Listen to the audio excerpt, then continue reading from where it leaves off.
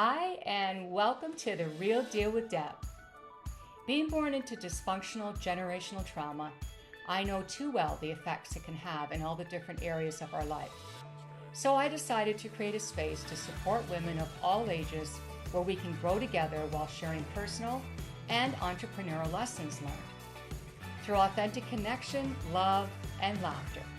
After 30 plus years of building a successful business as a RE/MAX realtor while studying emotional intelligence skills throughout my career and life, I now want to help support other women and empower them to tap into their own emotional intelligence skills. Hey, it's Deb. Appreciate you taking the time to stop on by.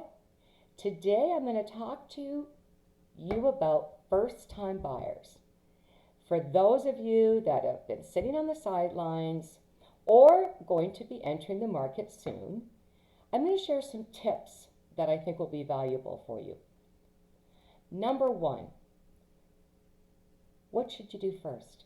Well, get yourself pre-approved at your bank or through a mortgage broker. Well, why is this so important, Debbie? I kind of have a good idea. Well, several reasons. First off, the bank will let you know according to, not just, how much you make a year, but they factor in also your outside expenses as, car loans.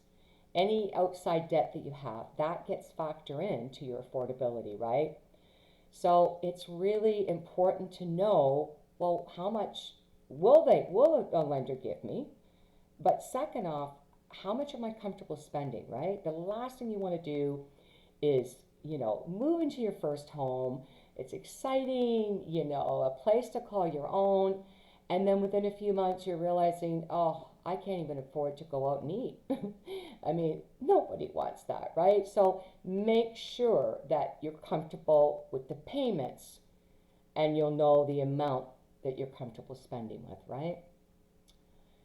Also, go on realtor.ca and start checking. Once you know how much you can afford or you're comfortable paying for a home, start looking in the area that you want to buy in and see what your dollar's going to bring you. So it gives you an idea, what am I going to get for this amount of money?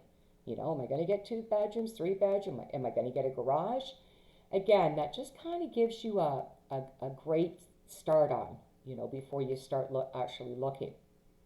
Speaking of looking, this is when you want to hire an agent who's going to look after your best interests, right? And this is really, really important because number one, this is one of the biggest investments you're ever going to make, right? So you want to have somebody that's experienced, that also understands, you and your wants and needs and are listening, because that's really important. You have no idea over the years I've been doing this, how many times I've heard from people that I've ended up helping where their realtor really wasn't listening and they felt that, they were looking after their own best interest. In other words, just wanting to sell them anything. And that's no way to build a business and certainly, not helpful to a first-time buyer by any means. So before you hire an agent, get a feel who they are. Google them, get on their website. When you phone them, set up the appointment, get a feel of who they are. Ask if they provide testimonials. I know my clients do. It's important to know who you're working with, right? Because anybody can say anything.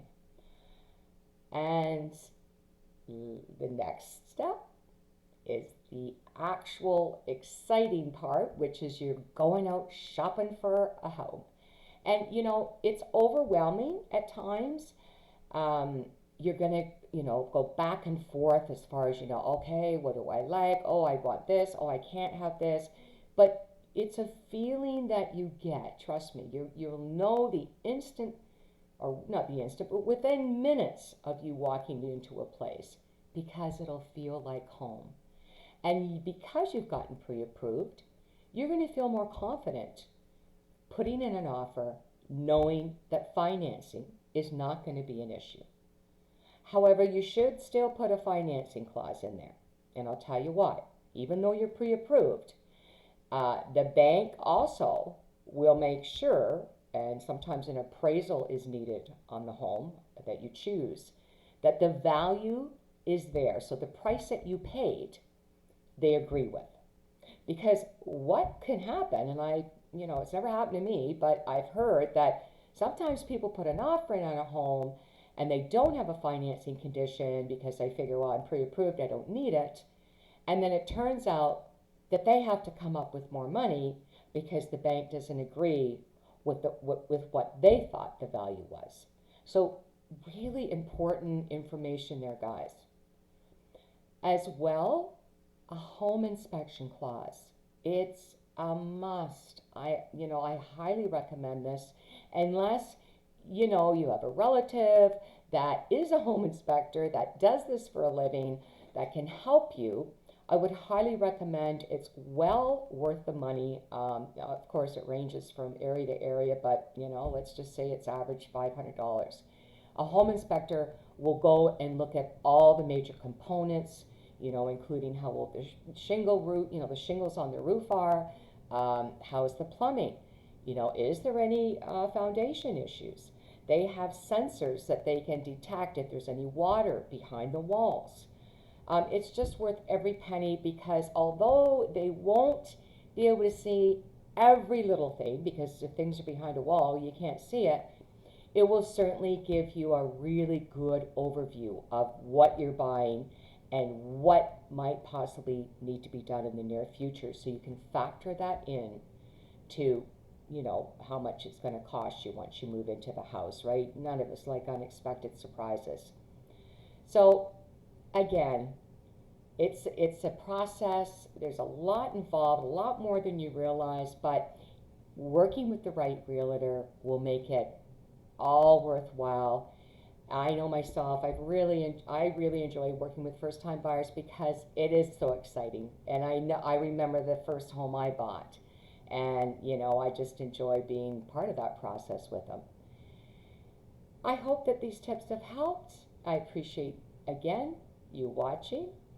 And please comment. Let me know if there's anything that you would like me to talk about in regards to anything to do with buying or selling or investing in real estate. Have a great weekend. As always, keeping it real. Until next time. Thanks again for taking some time out of your day to spend it with me. If there's a topic you'd like me to discuss, please reach out at therealdealwithdeb@gmail.com. If you've enjoyed this episode, I'd really appreciate it if you left me a review. And as always, keeping it real. Until next time.